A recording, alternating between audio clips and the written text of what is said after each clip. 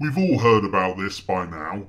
The 900 refugees drowned in the Mediterranean were killed by British government policy. There was nothing accidental about the deaths of the 900. They were killed as a direct and deliberate act of government policy, EU policy and British government policy. In October of last year, I wrote about how ministers had adopted a new strategy for dealing with the wave of children, women and men fleeing the carnal houses of Syria and Libya. It involved drowning them. It's been reported that up to 30,000 migrants will die this year alone trying to cross the Mediterranean. Let's be clear about this. These people dying is awful. It truly is awful.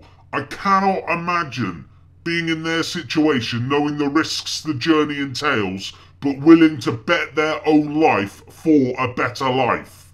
But when you hear our ministers and party leaders talk about how to resolve it, they never once bring up the absolute truth about this situation, and it sits like a massive elephant in the room.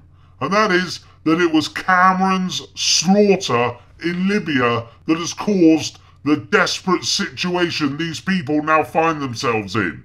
Cameron was part of a team that killed up to 60,000 innocent people in Libya.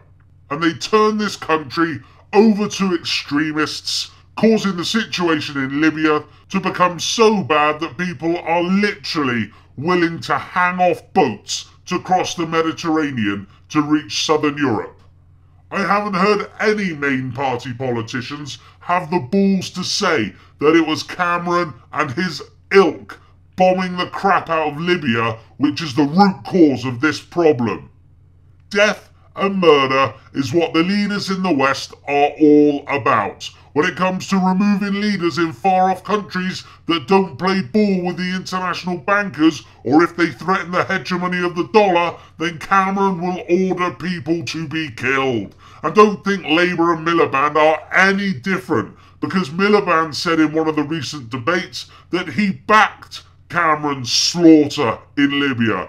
Miliband seemingly wanted to kill innocent people as well. Miliband wants to support the international bankers just as much as Cameron does. But David Cameron must shoulder his part of the responsibility for the deaths in the Mediterranean.